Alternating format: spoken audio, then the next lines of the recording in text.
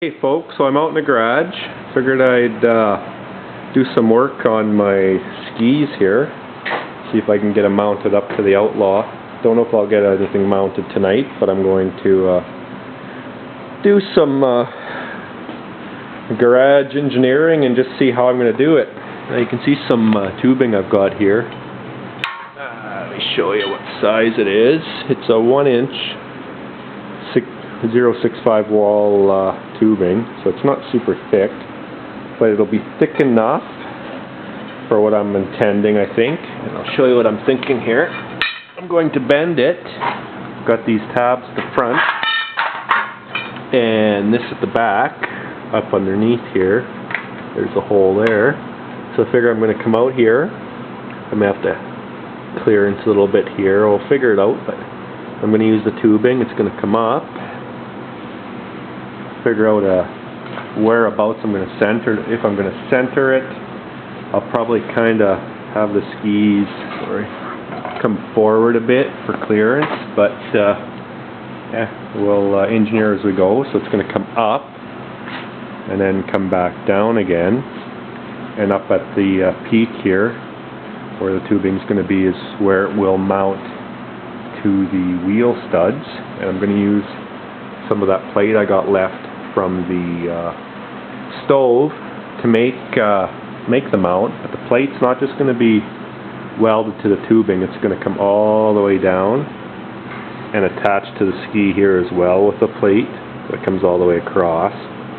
Give it some extra strength, and I'll probably even put a gusset on there, because that's only 1/8-inch plate, so I'd be worried about it not being strong enough. But I think between the tubing and the plate and the gusset, it'll probably hold up.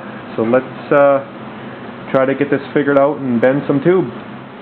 Alright, I threw the trusty old Princess Auto pipe bender onto the table here. It's a little easier to show.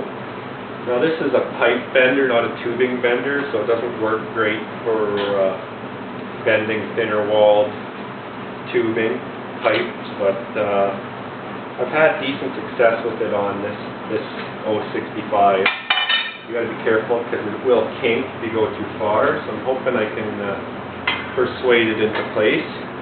Now what I did with the shoe, this thing's called, there's different size shoes, but kind of marked the center line with some silver Sharpie so I can get things lined up. And I also measured this pipe tubing is 48 inches long, 4 feet. I'm going to use the whole piece, I think. So what I did was I measured the center to the center of it as well, so I can get that center lined up on the shoe. Now the way these things work is there's 2 wheels kind of in here, and the pipe goes under the wheels, like so, through the shoe, and then the shoe pushes up on the center of the pipe and it bends it. And that's why and then you can adjust the bend by moving the shoes out here, or for different, I guess that's more for different size pipes, so never mind that.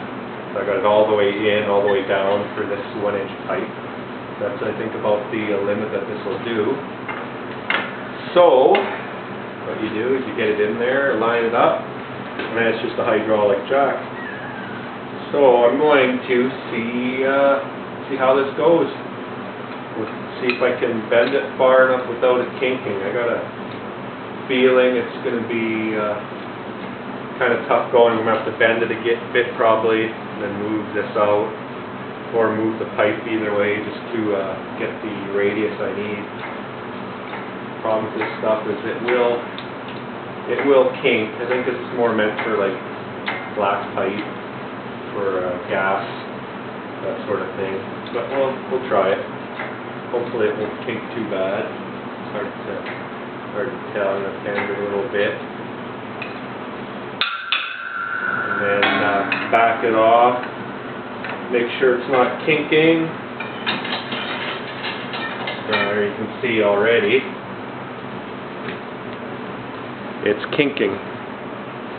See how it's pushed out on there. So I think what I'm going to have to do is I'm going to have to just keep moving the pipe tubing all along and keep bending it as I go. It might not look pretty, but it'd be nice if I had a mandrel style bender, or a proper tubing bender, but don't have anything like that. And heat wouldn't work either, it'll just kink as well. So I think what I'll do is I'll measure in 1 inch increments and keep moving along, and hopefully I don't ruin it. If I do, I'll have to figure out some other way of doing this. Stay tuned, we'll see what happens. Alright, it's actually working not too bad. I'll have to tweak it a bit more. I'm trying to be very careful to not kink it and try to get a fairly even arc. I don't know how the heck I'm supposed to measure it, but it's getting close. And I'd like to see how I have to. I'm starting to think that maybe using this whole thing is going to be too long, or make it too high up on the quad, but we'll see. I can always trim a piece off on each side once I get it close. But I don't know, maybe I'll trim it off now. You know, to be honest, the height, I'm just in behind the camera here taking a look, and the height is getting pretty good already on the quad. It's got to come a little bit higher, but not too much. So I think what I'll do is I'll arbitrarily cut off a little bit on each end here, maybe 3 inches or so, 3 or 4 inches on each end, and then finish bending it to make it fit. And these cut-offs won't get wasted because I can use them to weld into here and into here to get it all nice and strong. And then we'll see how she looks. Well, I got both tubes bent. They're pretty close. I don't know if I can really show in the video. Actually, I'll do it this way. I got them. Biggest thing I wanted to make sure was that they come to approximately the same height, which they do. Sorry, the arch is a little different on each side, but it's alright. Considering the tools I had or have to work with, it'll work. Here's what I'm thinking. In the front, I'm going to come right on through. Now originally I was thinking of bolting this together, but you know what? I'm going to weld it all so it's all permanent, and if these skis wear out, so be it. So on this front edge I can plug weld through here and do a weld up top, and then I think on the front I will slice it at an angle so I can butt down on this piece here and get a weld on that. Now for the back, same idea. It's going to come on here, but I'll just cut this at an angle so it comes straight down onto here, and then I'll weld it. This piece is pretty thick, so I think it'll hold up. So I'm going to try to get that done tonight, and I'll worry about making the mount plate at a different time. Oh, there's the shop cat enjoying the warm wood stove. So let's get this cut and welded, and I'll show you the final result. Well, the fire's out and it's getting late, so I'm going to shut her down for the night. I figured I'd show you what I got done. I got the tube welded into place. The rear was easy.